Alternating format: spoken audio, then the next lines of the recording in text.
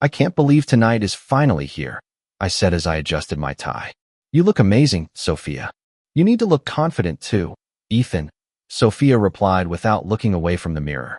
The people at this gala matter. I thought tonight was about raising money for children's hospitals. It is, but networking matters just as much. I smiled. As long as we're together, I'm happy. Sophia finally turned toward me. Just don't embarrass me.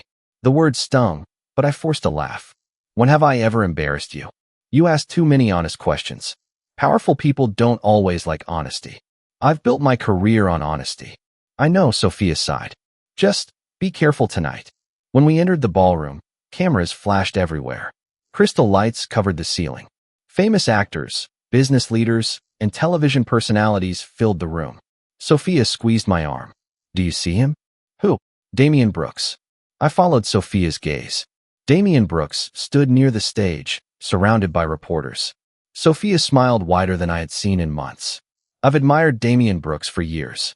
I know. I finally get to meet Damian Brooks. I hope Damian Brooks is everything you expect. Sophia frowned. Don't sound jealous. I'm not jealous. Good. Stay that way. A volunteer approached us. Miss Bennett, Mr. Brooks would love to meet you. Sophia almost pulled me across the room. Mr. Brooks, I'm Sophia Bennett.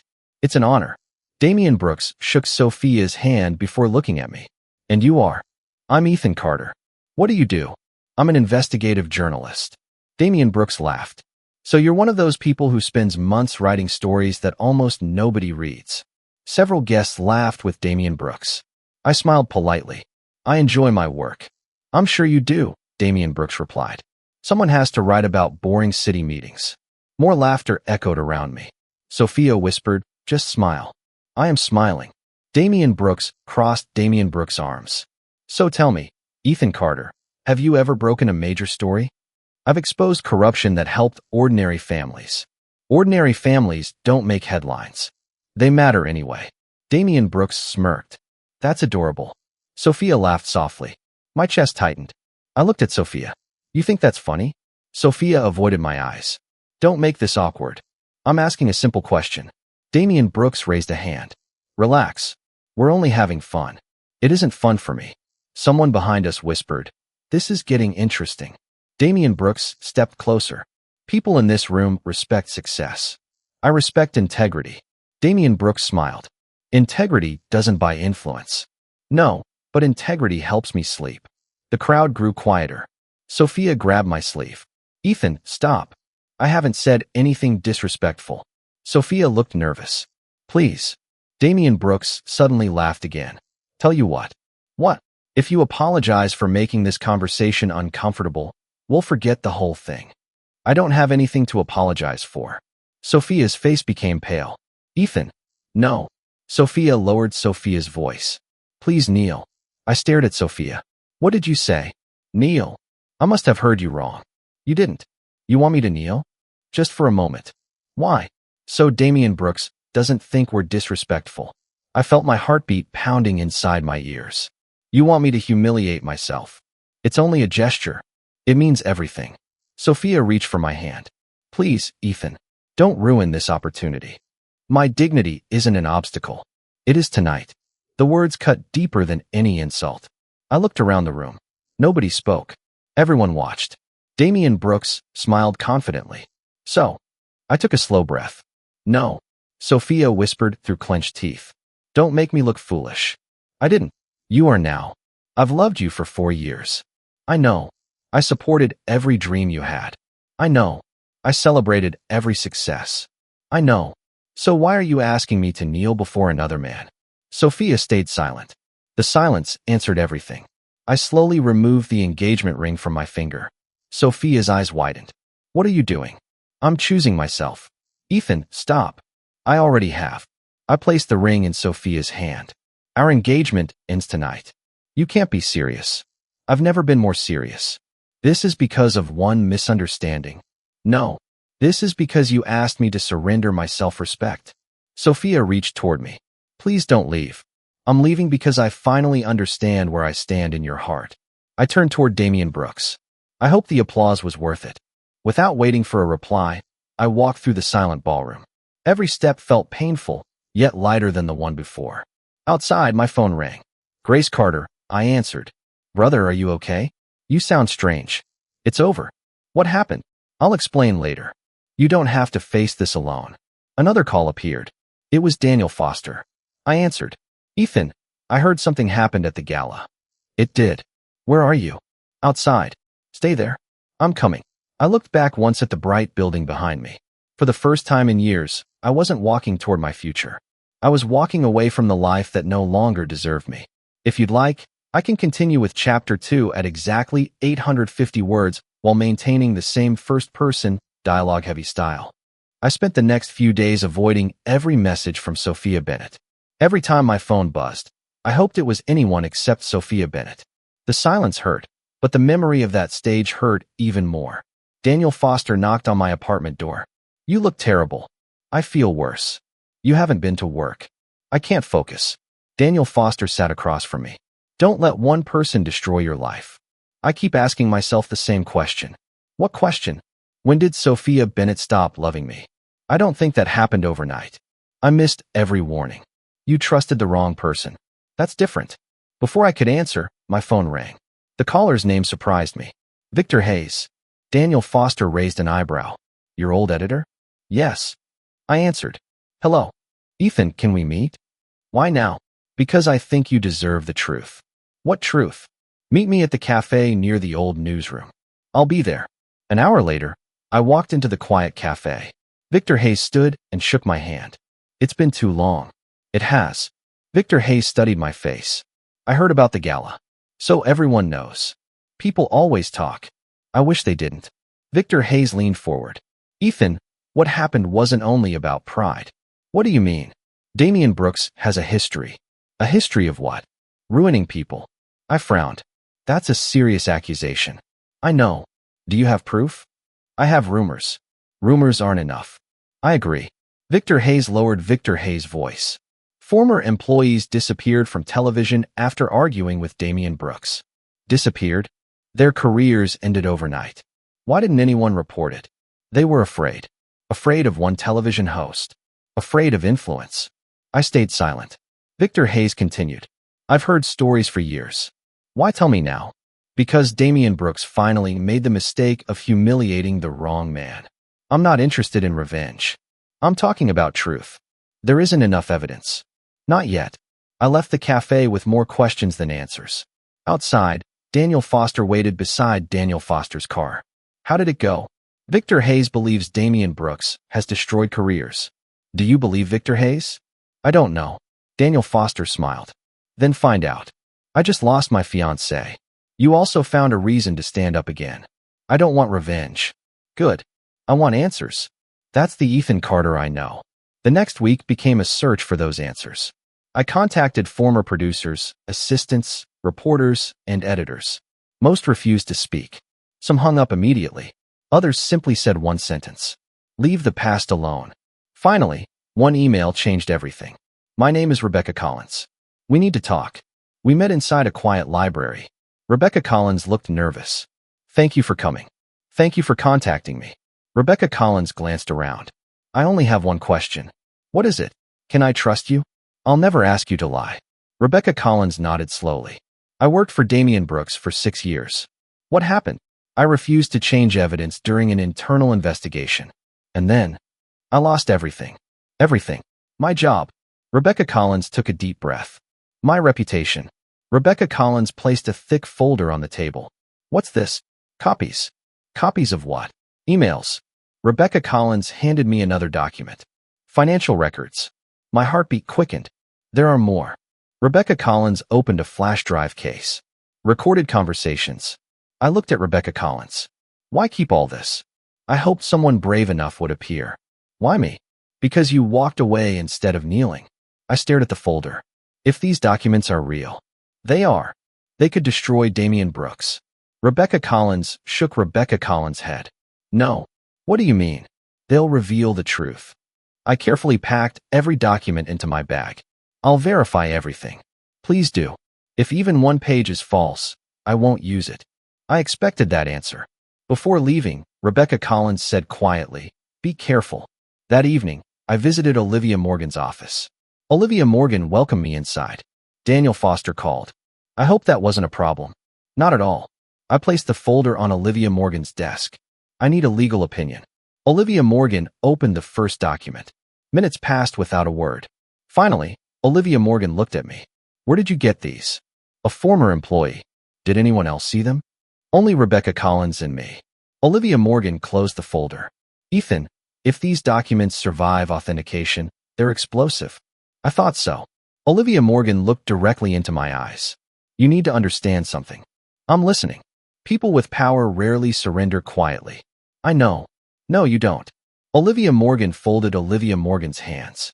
If you continue, powerful people will attack your reputation, your finances, and your future. I nodded slowly. So you're telling me to stop? Olivia Morgan shook Olivia Morgan's head. I'm telling you to prepare. For the first time since leaving the gala, I felt something stronger than heartbreak. I finally had a purpose.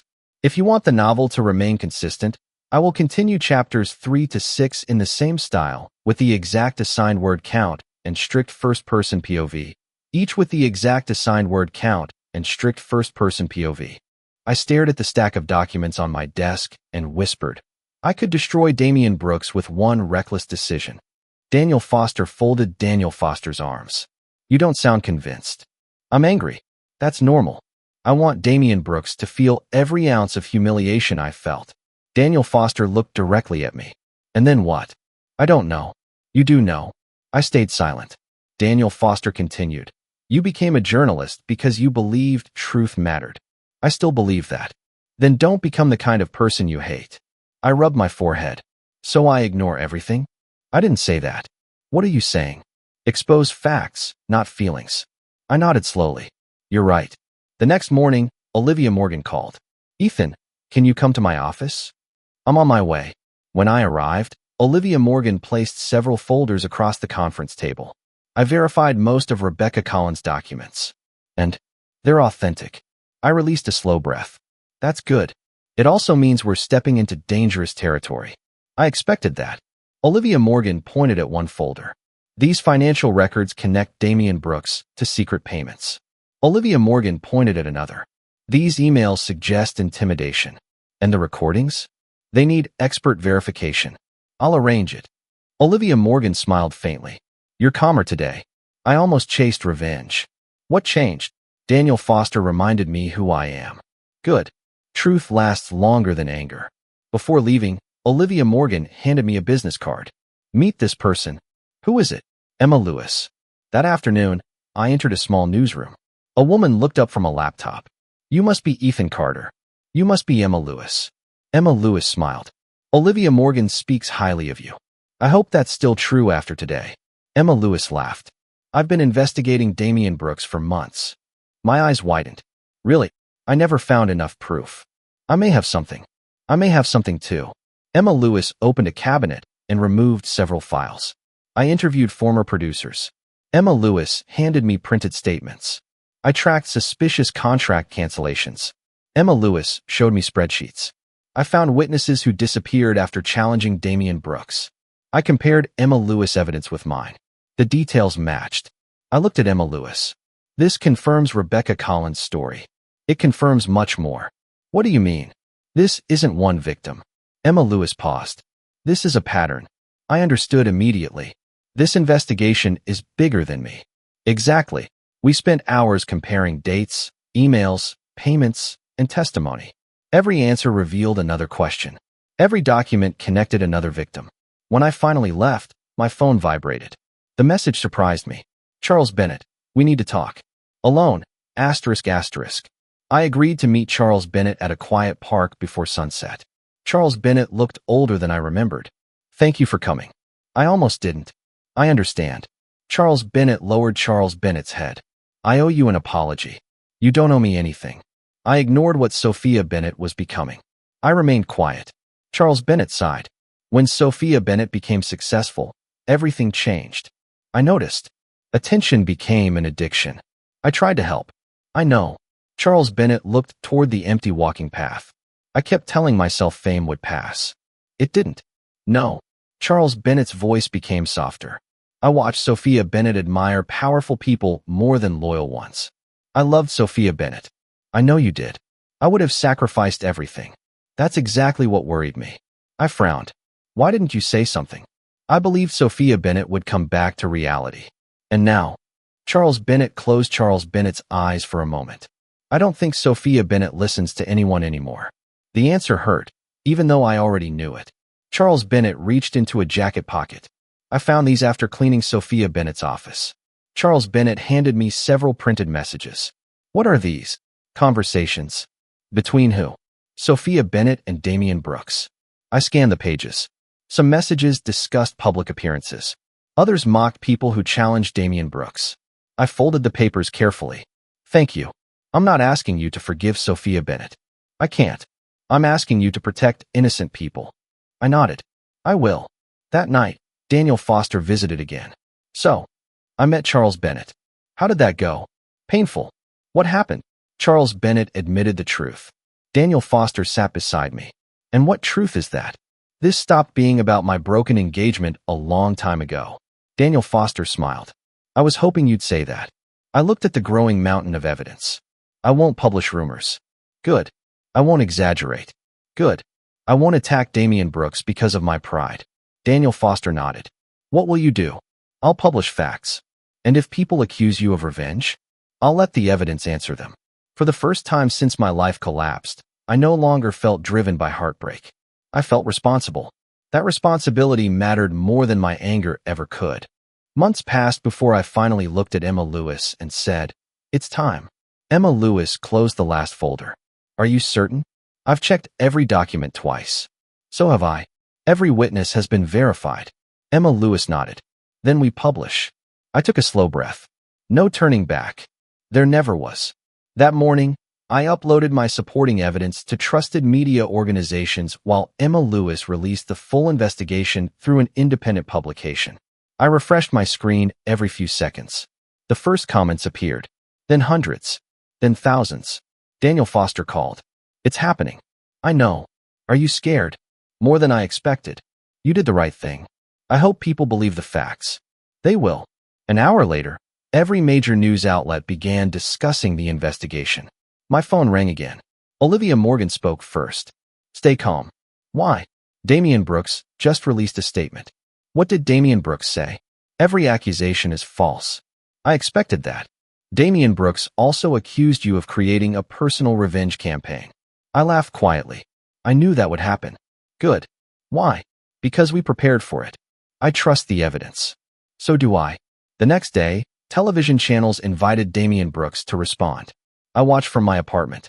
Damian Brooks looked directly into the camera. I have never threatened anyone. I have never accepted illegal payments. This entire story comes from bitter people seeking attention. I muted the television. Daniel Foster looked at me. Does that bother you? No.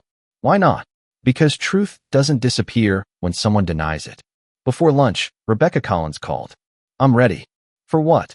To testify publicly. Are you sure? I've been silent long enough. You know the risks. I accepted them months ago. The following afternoon, Rebecca Collins appeared before reporters. I watched every second online. A journalist asked, "Why speak now?" Rebecca Collins answered without hesitation. Because silence protects the wrong people. Another reporter asked, "Do you have proof?" Rebecca Collins lifted several documents. I kept everything. Every page displayed signatures, emails, and financial records. The room became silent. Hours later, another headline appeared. Former employee confirms investigation with documentary evidence. Olivia Morgan called again. That testimony changed everything. I thought it might. Companies are reacting already. How? Sponsors are leaving. My heartbeat quickened. So quickly, they don't like public scandals. By evening, another announcement spread across every news website. Lucas Grant had suspended Damian Brooks from every major television project pending further investigation. Daniel Foster smiled for the first time in days. That's a huge step. It is. But this isn't over. I know. The next morning brought another surprise. Sophia Bennett appeared on a live interview. The host asked, "Do you believe Damian Brooks is innocent?" Sophia Bennett answered confidently, "Absolutely." I lowered my eyes. The interviewer continued, "What about the evidence?" "I believe people are twisting ordinary business decisions." What about Rebecca Collins' testimony? Sad people sometimes create dramatic stories. I switched off the television.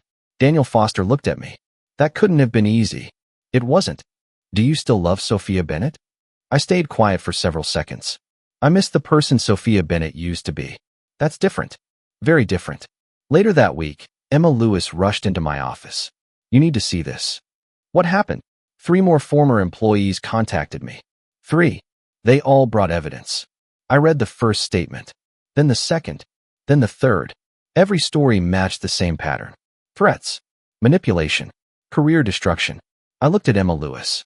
This keeps growing. It won't stop. How many victims are there? I don't know anymore. Another notification appeared. Then another. Government investigators announced formal reviews. Advertising partners canceled contracts.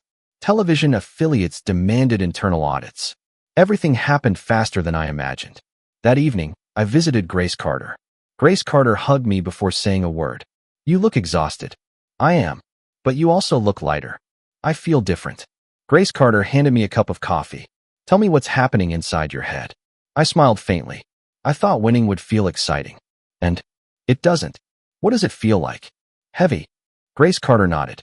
Justice usually does. I keep thinking about that night. The gala. Yes. I wish I had walked away sooner. Grace Carter shook Grace Carter's head. No. Why? Because if Sophia Bennett had never humiliated you, none of this truth would have reached the public. I looked at my sister. I never thought about it that way. Grace Carter smiled gently. Dignity isn't measured by the moment someone tries to take it. Then how is dignity measured? By the moment you refuse to surrender it. I repeated the words quietly. Refuse to surrender it. Grace Carter nodded. That's exactly what you did. Driving home, I replayed every conversation from the past few months. The heartbreak remained. The disappointment remained. Some wounds still refused to heal. Yet something inside me had changed forever. Power had once looked unbeatable. Fame had once seemed untouchable. Influence had once frightened me. Now I understood something far greater. Truth moved slowly. Truth demanded patience. Truth often stood alone. But once truth finally arrived, even the strongest empire began to fall. Every morning brought another headline, another lawsuit, another witness. Another former employee finally decided to speak. I watched the news quietly until Daniel Foster called. Have you seen today's reports? I have. There are 6 new lawsuits. I never imagined so many people stayed silent. They weren't silent because they wanted to be. I know. They were afraid. I looked out my apartment window. They're not afraid anymore. Daniel Foster smiled through the phone. You helped make that possible. I only told the truth. Sometimes that's the bravest thing anyone can do. Later that afternoon, Olivia Morgan walked into my office carrying another folder. More evidence. No. What is it? Court updates. I accepted the file. Judge Richard Hale scheduled the next hearing. When? Next week. Will Rebecca Collins testify again? Yes. What about the other witnesses? They're ready. I nodded. Good. Olivia Morgan looked at me carefully. You're quieter lately. I'm tired. Or peaceful. I thought for a moment. Maybe both. The courtroom overflowed with reporters on the morning of the hearing. I sat behind Olivia Morgan while Judge Richard Hale entered. Everyone stood. The room became silent. Witness after witness described the same pattern. Threats, manipulation, destroyed careers. Every testimony matched the documents I had collected. During a break, Daniel Foster whispered, "This case keeps getting stronger. It isn't my case anymore." What do you mean? It belongs to every victim. Daniel Foster nodded. I think they'd appreciate hearing that. Outside the courthouse, cameras surrounded everyone. I ignored every microphone. I had already said everything that mattered. A few days later, another headline spread across every website. Several companies had ended their partnerships with Sophia Bennett. I stared at the article. Not because I felt happy, because I remembered how hard Sophia Bennett had worked before ambition changed everything. Grace Carter called. I figured you saw the news. I did. How do you feel? I don't know. You don't sound angry. I'm not. You don't sound happy either. I'm not that. What are you? I answered honestly. Finished. That evening, someone knocked on my apartment door. I opened it slowly. Sophia Bennett stood outside. Ethan. I remained silent. Can we talk? For a few minutes. Sophia Bennett stepped inside. The room felt strangely unfamiliar with Sophia Bennett standing there again. Sophia Bennett looked around before speaking. You've changed. So have you. Sophia Bennett lowered Sophia Bennett's eyes. I deserve that. Neither of us spoke for several seconds. Finally, Sophia Bennett whispered, I'm sorry. I waited. I was selfish. I still said nothing. I cared too much about status. Sophia Bennett wiped away tears. I thought powerful people would protect my future. I folded my arms. And I forgot the person who protected me first. Those words reached deeper than I expected. Sophia Bennett continued. The night I asked you to kneel. Sophia Bennett stopped speaking. I quietly finished the sentence. Changed everything. Yes. Sophia Bennett covered Sophia Bennett's face. It was the greatest mistake of my life. I watched silently. I replay that moment every night. I believe you. I wish I could erase it. You can't. I know. Sophia Bennett looked directly at me. I lost my business partners. I heard. I lost friends. I heard. I lost public respect. I know. Sophia Bennett took one slow step toward me. I don't care about any of that anymore. I remained still. I only care about you. My chest tightened. Months earlier, those words would have meant everything. Now they only reminded me of what had disappeared. Sophia Bennett reached for my hand. Please forgive me. I already have. Hope appeared in Sophia Bennett's eyes. Really? Yes. Sophia Bennett smiled through tears. Then maybe we can start over. I gently stepped back. No. The smile disappeared. Why? Because forgiveness isn't the same as rebuilding. I'll do anything. I know. I'll leave everything behind. I believe you. I'll spend the rest of my life making this right. I shook my head slowly. Some things can't be repaired. Sophia Bennett's voice trembled. Don't you love me anymore? The question lingered between us. I searched my heart before answering. No. Sophia Bennett closed Sophia Bennett's eyes. I deserve that answer. I didn't stop loving you in one moment. What do you mean? It happened every time you chose admiration over respect. Tears rolled down Sophia Bennett's face. I never understood. I know. I understand now. I believe you. Sophia Bennett looked toward the door. So this is goodbye. Yes. You won't change your mind? No. Never. I won't build my future on memories that keep breaking me. Sophia Bennett nodded slowly. I'm sorry, Ethan. I hope you become someone you're proud of. Without another word, Sophia Bennett walked away. I closed the door gently. The apartment became silent again. I didn't feel victorious. I didn't feel cruel. I simply understood one truth. Love can survive hardship. Love can survive distance. Love can survive failure. But respect cannot survive repeated humiliation. And without respect, there is nothing left worth saving. The final hearing arrived sooner than I expected. I sat quietly beside Olivia Morgan. Olivia Morgan whispered, Are you ready? I've been ready since the truth came out. You look calm. I finally am. Judge Richard Hale entered the courtroom. Everyone stood. The silence felt heavier than any speech. Judge Richard Hale reviewed the evidence one final time before speaking. Every witness had testified. Every document had been verified. Every financial record had been examined. Judge Richard Hale looked across the courtroom. The evidence establishes a repeated pattern of misconduct, intimidation, and abuse of professional influence. I listened without moving. Judge Richard Hale continued. The court rules against Damian Brooks. The room filled with whispers. I closed my eyes for one brief moment. Not because I wanted to celebrate, because the long fight had finally ended. Daniel Foster leaned toward me. You did it. We did it. No. Daniel Foster smiled. You started it. I shook my head. Rebecca Collins found the courage to speak. True. Emma Lewis refused to quit. Also true. Olivia Morgan protected every step. Daniel Foster laughed softly. You still refuse to take credit. I never wanted credit. What did you want? The truth. After leaving the courthouse, dozens of reporters waited outside. One shouted, Ethan Carter, do you have a statement? I stopped walking. Only one. Every microphone moved closer. I hope today's decision encourages every honest person to speak without fear. Another reporter asked, Do you hate Damian Brooks? I answered immediately. No. Why not? Hate would keep me connected to the past. So how do you feel? Free. The next morning, another major announcement appeared. Lucas Grant permanently removed Damian Brooks from every future media project. Within hours, the remaining sponsors canceled every contract connected to Damian Brooks. Daniel Foster placed the newspaper on my desk. That's the end. Yes. A strange feeling? It is. I expected you to smile. I don't enjoy watching lives collapse. Even after everything, justice isn't the same as pleasure. Daniel Foster nodded. I understand. A few weeks later, another article caught my attention. Sophia Bennett had withdrawn from every public appearance. Sophia Bennett canceled interviews. Sophia Bennett closed social media accounts. Sophia Bennett quietly disappeared from public attention. Grace Carter visited me that evening. Did you read the news? I did. What do you think? I hope Sophia Bennett finds peace. Grace Carter looked surprised. Really? Holding anger forever would only imprison me. Grace Carter smiled. I'm proud of you.